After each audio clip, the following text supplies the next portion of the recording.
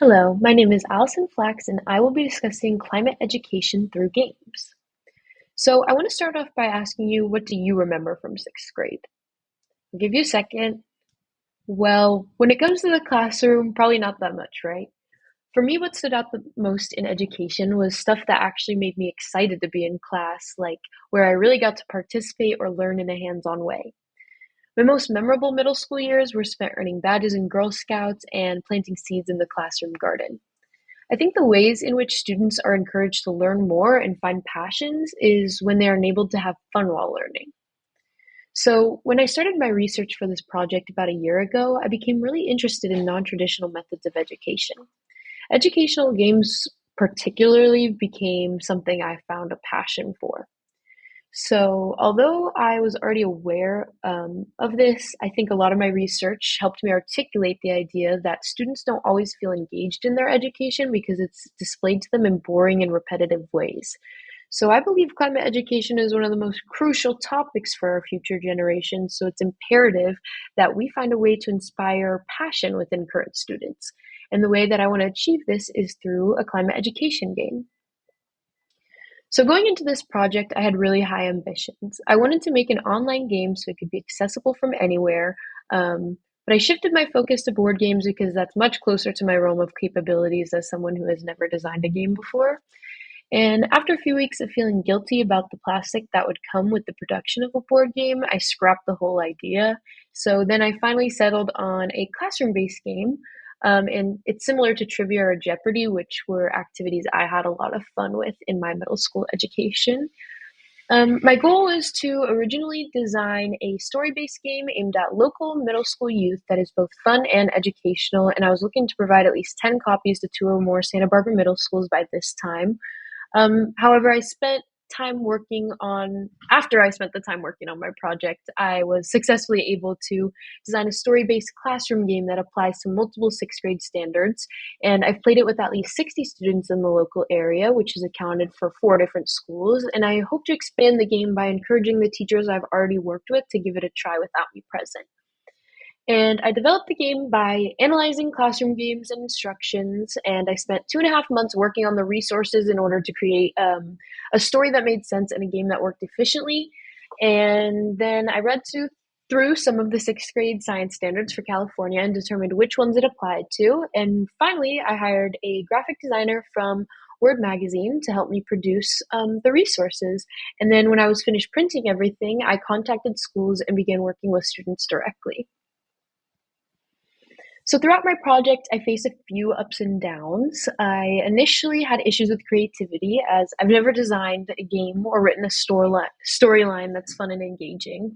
But through conversations with my mentors and friends and family, I discovered that I had a lot of creative ideas and I wasn't able to find these on my own, but with the support of others, I could articulate some good ideas that I eventually developed into things I found interesting.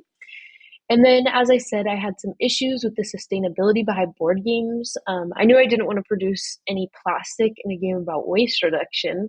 So, my easiest option was to shift to a game that can be fully printed and accessible online. And next, I had to figure out how to successfully work with others, which is hard for me because I usually lean towards independent work. But I found that expanding my ideas to others helped me immensely when designing the game. It was way easier to see what worked and what didn't by having open conversations with my mentors and real teachers. Um, and eventually, I found confidence in myself. I knew that even though it's my first time working on a project like this, I was completely capable of designing a game and providing it to students.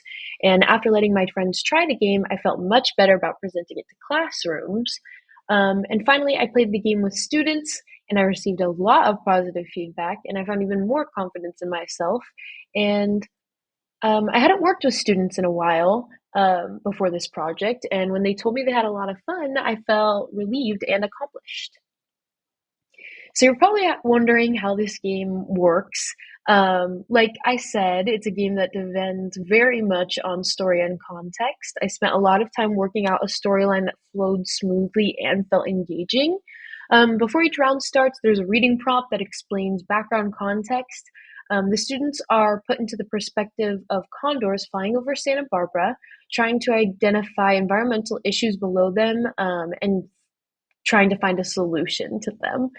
And then this biggest picture on the screen is the map that the students use to determine how far into the game they are.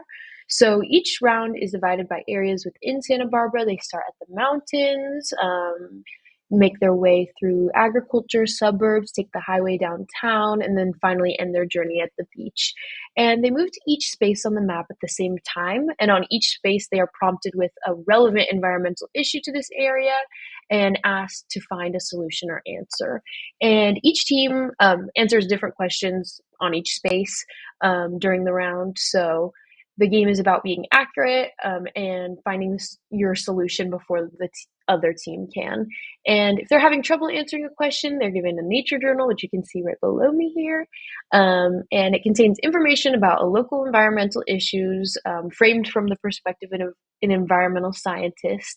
And it's about 8 pages, and within all of the answers are hidden within the text and pictures. I think I took a lot away from this program if we consider leadership to be defined as a set of behaviors used to help people align their collective direction, to execute strategic plans, and to continually renew an organization. Then I think I learned 2 really important skills: confidence and persistence. I think it's important to stay positive and be confident in your own abilities, even when you're not sure about something.